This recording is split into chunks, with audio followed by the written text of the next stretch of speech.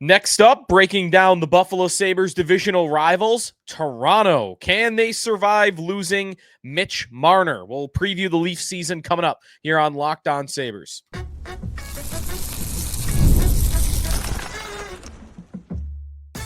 You're Locked On Sabres, your daily podcast on the Buffalo Sabres. Part of the Locked On Podcast Network, your team every day.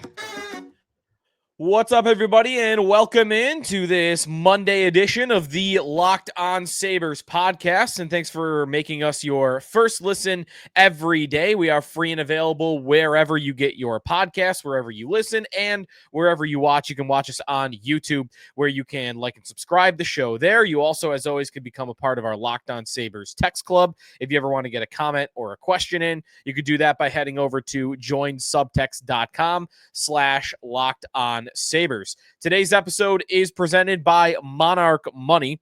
Take control of your finances with Monarch Money. Use code LOCKEDONNHL at monarchmoney.com for 50% off your first year. Sneaky Joe DiBiase here on the Maple Leafs as we continue through the Atlantic Division. We're at the top two teams now in the Atlantic, the division winner and the Stanley Cup winner. Today, the division winner, the Maple Leafs, who did give Florida as tough of a push as any team in the postseason, but I'm left wondering if it's now all over for the Maple Leafs after their offseason, which I think was pretty much disastrous that they let it get to the place where Mitch Marner could walk in free agency for basically nothing. So we'll get to that today, look back on last year and signs of a decline last year with the Maple Leafs that I think could translate into this year.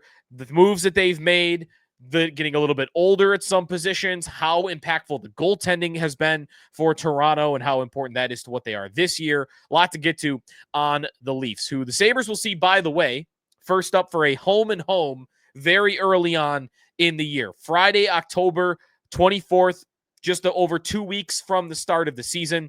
Home against Toronto. The next night, Saturday night, the 25th of October, they will be at Toronto.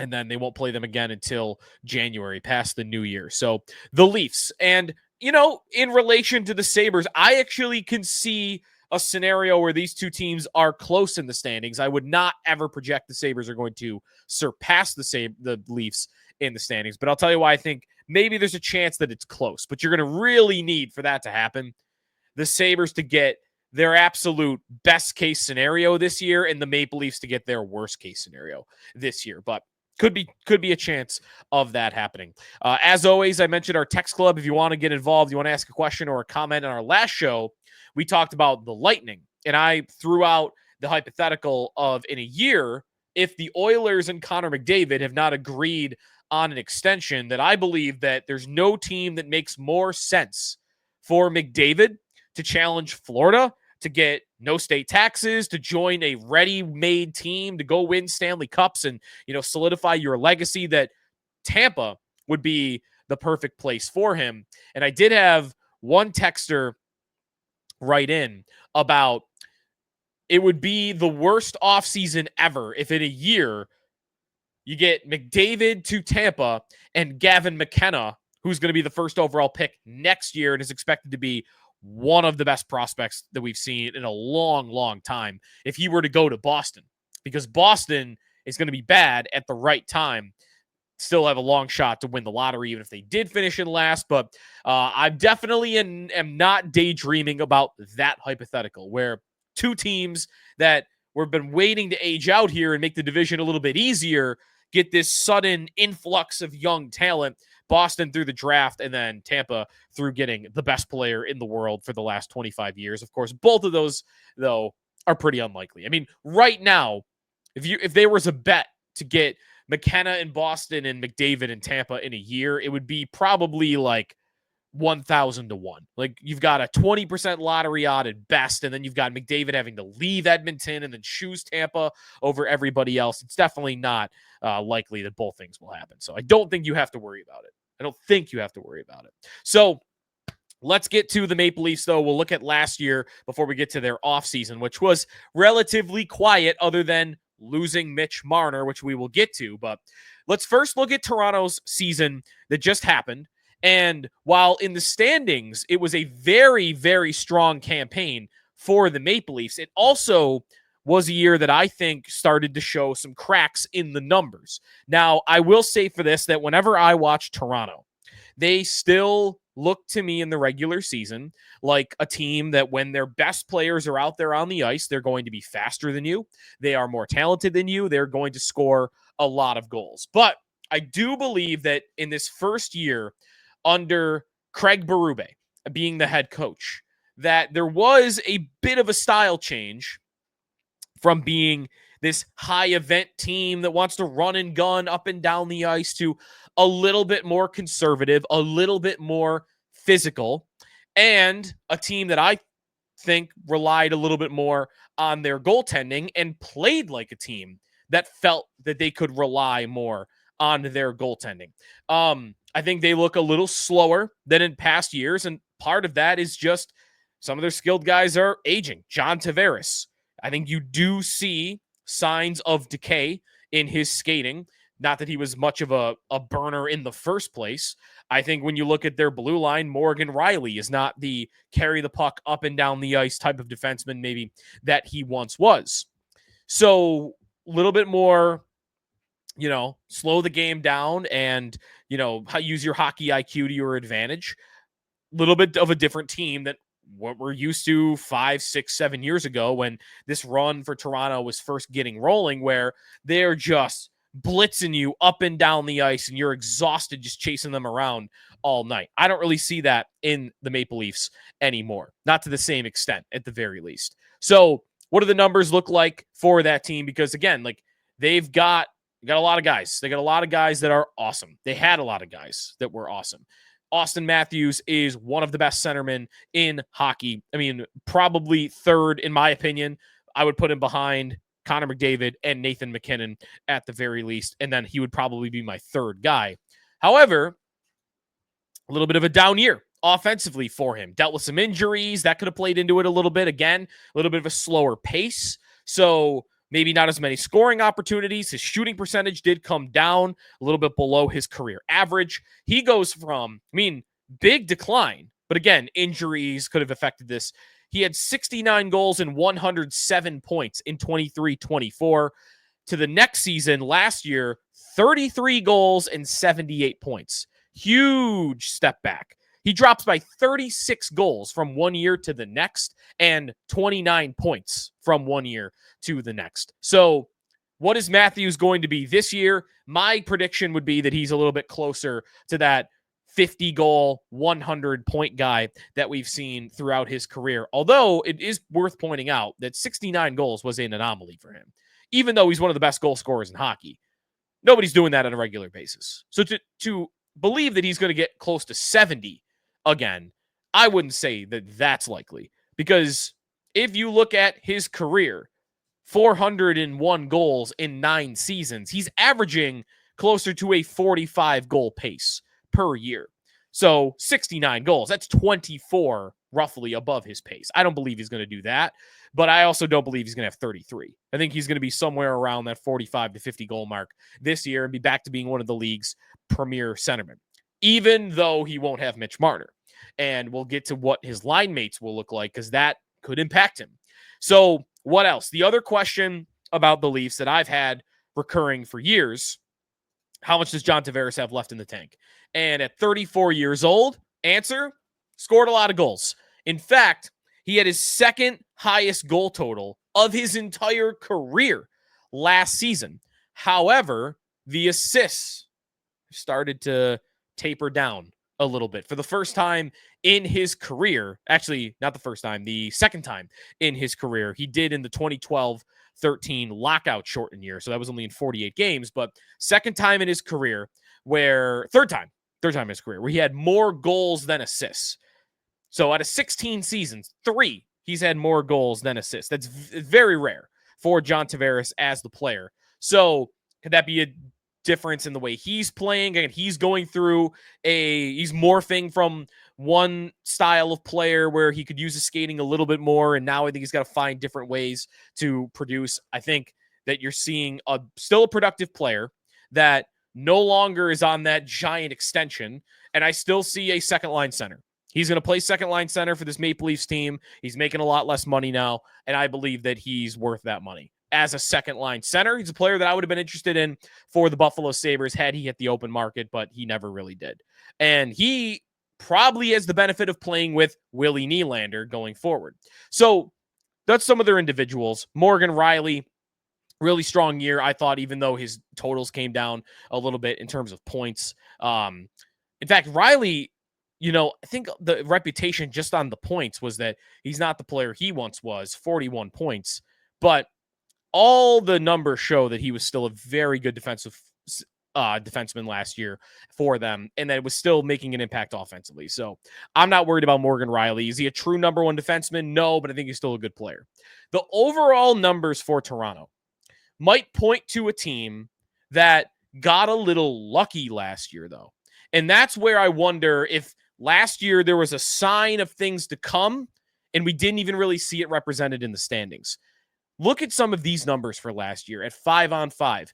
Shot attempt percentage, 29th in the NHL. The Maple Leafs allowed the 7th most shot attempts last season in the entire NHL. And they had the 7th fewest shot attempts generated. How about shot share? They were 18th in the NHL last year. And here's the big kicker. Goals for percentage versus expected goals for percentage. Expected goals for percentage, where did they rank? 23rd in the NHL.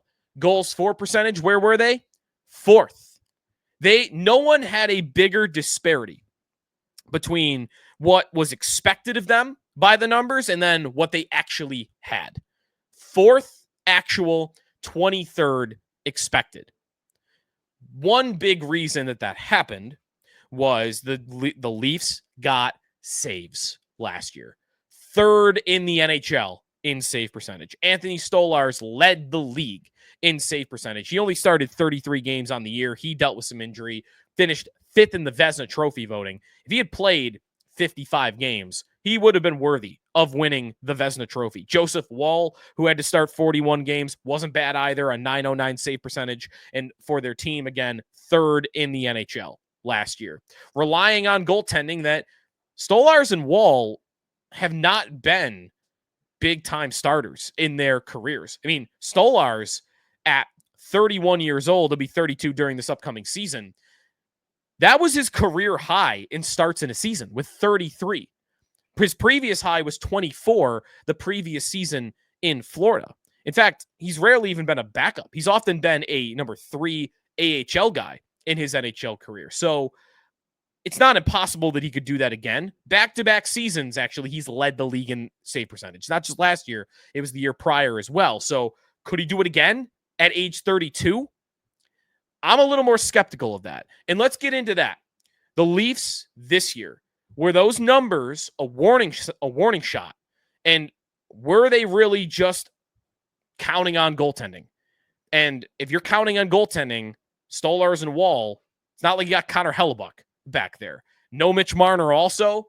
What about this year for the Maple Leafs? Maybe there's a drop-off coming. More on that coming up here on Locked On Sabres.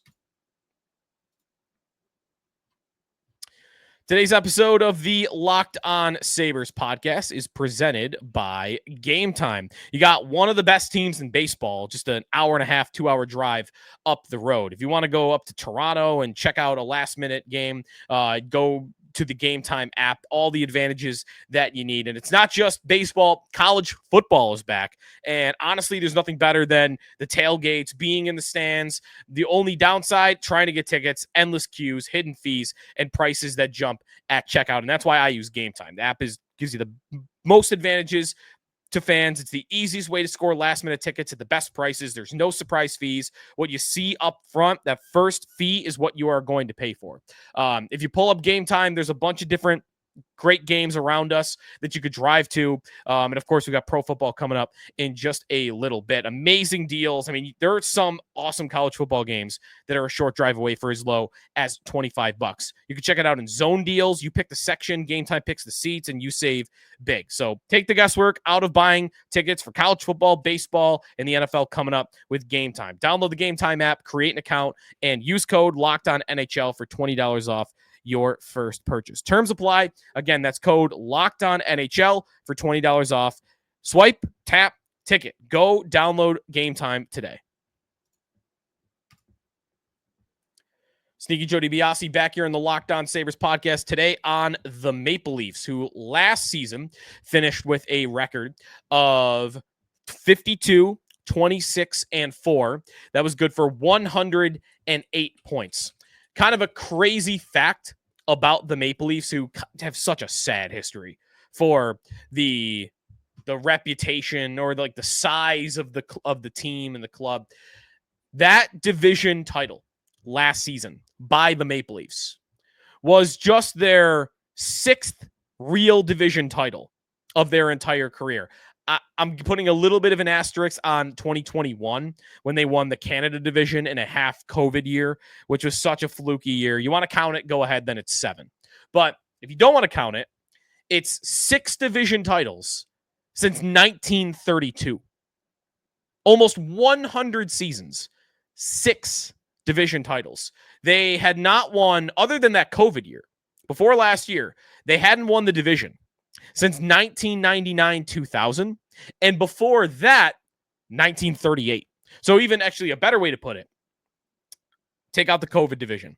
Since 1938, you can reasonably say in, again, like 80 years, the Leafs have won 2 division titles. Not cups even, 2 division titles. There are probably a bunch of years in their original 6 where they didn't even have Stanley, or they didn't have Stanley divisions or whatnot. Obviously, they don't even care about that. For them, it's all about the cup. It's all about getting to the Stanley Cup finals, which they have not been doing a long, long, long time either. So are they any more likely this year to snap all that postseason, letdown that they had during the Matthews-Marner era without Mitch Marner? Last season, you might forget how close they really came. Last year was not the first round and out Maple Leafs that you're accustomed to. Now, they might have been the same team at their core, and their blowout losses at the end of the Florida series might point to that, but they did win a round. They beat Ottawa in 6. So, golf clap for that. Because listen, you might say, well, they beat Ottawa. They didn't beat Tampa. They didn't beat Florida. They didn't beat Boston even, who has been a rival of theirs. They beat Ottawa. But they've lost to teams like Ottawa. They lost to Montreal in the first round of that COVID year. They lost to Columbus in the qualifying round of the previous COVID year. They lost to the Capitals in one of those seasons in 2017. It's not always been the same team. So here they got a different team and they won it. So good for them. Then they go to play Florida in the second round. And they were close. They were really, really, really close. The Maple Leafs last year had won Game 1 and Game 2. Up 2-0 in the series. Game 3 in Florida, the Leafs are up 3-1 in the second period. So you could freeze frame a moment in time on May 9th, 2025, where it's the second period of Game 3. Leafs and the eventual Stanley Cup winner, Florida Panthers. Freeze frame that moment in time, and the Maple Leafs are up 3-1 in Game 3 of a series that they are up 2-0 in, looking to take a commanding 3-0 series. They blow that game. The Panthers come back. They win it in overtime. Brad Marchand, of all people, winning it in overtime against the Leafs. And then they go on to lose 3 of 4. 2 of which by 6-1 scores, including a 6-1 defeat at home in Game 7. One of the most embarrassing Game 7 defeats that I have ever seen in my life. Florida goes on to win the Stanley Cup. You could say they were close, but you also could look at this and say, this is what Toronto does. They choke in the biggest moments. And there might be some Leaf fans that believe that Mitch Marner was to do with that. I don't necessarily believe that. I think Marner was an incredible talent, an incredible player that I think Leaf fans and maybe Leafs media believe that they will find a way to replace in the aggregate. Steal line from Moneyball. They think that they're going to bring in 3 decent players. They bring in Nicholas Waugh in that trade, and they add from Utah, Matthias Maccelli, who's going to play, I think, in the top 6 as a guy who did score 17 goals 2 years ago when they were in Arizona, but only 18 points last year. Like, okay, I think they're thinking that they're going to get tougher, that they're going to get grittier. They're going to get tougher to play against. And I think they think they're going through the transformation or some version of the transformation that Florida did when they got Paul Maurice and they traded for Matthew Tkachuk, and they got bigger and they got tougher and they got more ready for playoff hockey. I think Toronto thinks that's what they're doing, but they didn't add Matthew Tkachuk. They did not add Matthew Tkachuk. That is one thing that helps you when the player you add has that type of DNA, when he's awesome, when he's a 100-point player like Tkachuk.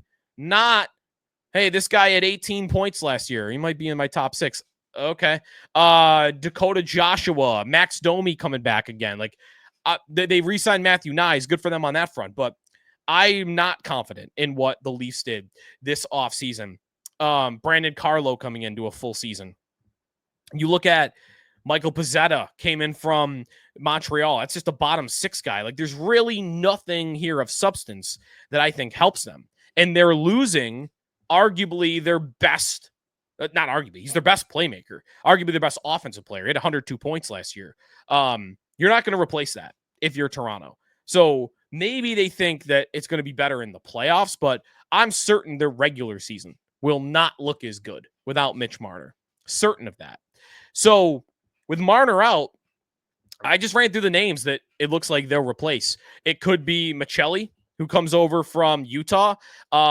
It could be Willie Nylander getting bumped up and playing with Matthews, and John Tavares will have to play with whoever, Max Domi and Bobby McCann. If they go on to go a super line up top of Matthews, Matthew Nyes, and Willie Nylander, I mean, that might be a good idea, but then the depth really gets thin after that. They have Waugh, Max Domi, Dakota Joshua, Bobby McCann. Like, it's just not a loaded group of offensive talent like they've had in the past.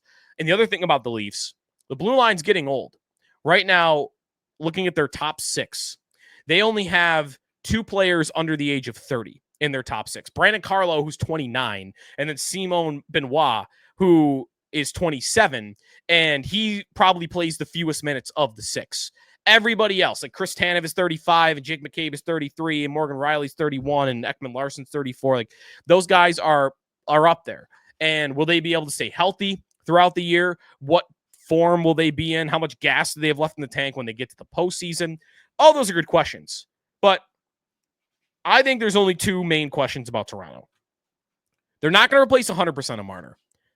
How much of Marner can they replace? Can they replace 40% of Marner, 70% of Marner, 80% of Marner? What level of Mitch Marner can they recreate in their lineup offensively? And then 2, what does the goaltending look like? Because, as I mentioned, 3rd in the NHL in save percentage last year with 2 goaltenders who have never been full-time starters throughout their entire careers and have looked good, but are they going to be able to do it again? I wouldn't be so sure. Goaltending is very up and down, and that if it's not a question when you have Andrei Vasilevsky, it's not a question when you have Connor Hellebuck, and you have a goaltender like that, Ilya Sorokin, and you say Shesterkin. They were great last year in net. Well, you should expect regression. I'd never say that about goalies like that. Anthony Stolarz and Joseph Woll, yes, it's worthy of asking that question, what they will give you this year. 3rd in the league in save percentage last year as a team. They could be 25th this year, and it wouldn't stun me. They could be, but what's most likely? Maybe 12th, 13th, 14th. And that drop-off with a Marner departure is enough to drop them out of the top 3 in the division. And that's what I want to get to about the Leafs. Where is a realistic expectation for them this season? And how close could the Sabres get to them? I don't think the Sabres have any chance of surpassing them, but how close could they get? Maybe closer than you think. That's coming up here on Locked On Sabres. Welcome back, Locked On Sabres. We have a cool, actually, feature coming up on Locked On NHL across the network. The top 100 players in the NHL. Football does this with the top 100, and we've done that on Locked On NFL. So we're doing that on Locked On NHL this year as well. So stay tuned for some cool stuff on that. So thinking about the Leafs this year and the Sabres and the how this will all place out in the Atlantic Division. I've already told you I think the Sabres will finish above Boston and they'll finish above Detroit. I think they'll be behind Montreal and Ottawa. I absolutely believe they'll be behind Toronto. I don't think Toronto, sitting here today with the 5-on-5 numbers that we went through, with the goaltending being, I think, in line for some regression, with the Marner departure, I believe the Leafs are not going to finish in the top 3 this year. Still think they'll make the playoffs, but right now, I pick Ottawa. I would pick Ottawa to finish in the top 3 over the Maple Leafs. And when you look at the odds on that, they're not represented as much. Now, the division odds, maybe they're not that far apart because the way it breaks down at FanDuel Sportsbook, our partners at FanDuel, the Panthers are the favorites. No surprise there, plus 155. Tampa, plus 270. Then a drop. Toronto at plus 410. Ottawa plus 750, then another massive gulf, and then you got Montreal plus 1,500 and so on and so forth. So Toronto, Ottawa, division odds, they're really not that crazy far apart. And if you look at the over-unders for the National Hockey League this year, the Sabres are 80.5 points over-under. The Maple Leafs over-under point total this year is 99.5. And that's a bet that I would want to take the under on. Ottawa is 94.5. So the odds would tell you that they're going to be within 5 points of each other, roughly.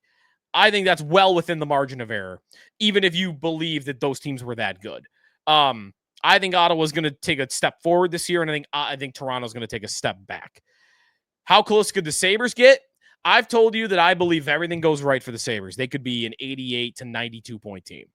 And I think if everything goes wrong for Toronto, the goaltending regresses, they don't have enough scoring in their lineup to replace Marner, and those 5-on-5 numbers become a little bit more real, I could see them being like a 95-point team. So at its absolute extreme, the Leafs on the low end and the Sabres on the high end, I think these two teams could be within like 2 wins of each other. But in most instances, in 90% of instances, I would bet you the Leafs are going to be about 10 points better than the Buffalo Sabres, 15 points better than the Buffalo Sabres. But I do think that range exists in there because of both teams are the fluctuation in goaltending is really the biggest reason for me. I think generally in the NHL, teams that don't have the rock solid number 1 goalie are the teams that fluctuate points the most from year to year. And that has not been true of Toronto, but that's mostly because they've been so elitely talented up front. And now that's not as true. So now I think they will be subject to that same truth that a lot of other teams are subject to that they've escaped from. So with that being said, I think you're going to see a decline from the Leafs this year. I believe they will make the playoffs. I would pick them to finish 4th right now in the Atlantic Division and likely lose in the first round of the postseason to whatever division winner they run into, whether that is Florida or whether that is Carolina on the other side in the Metro. I'd pick them to lose in round 1.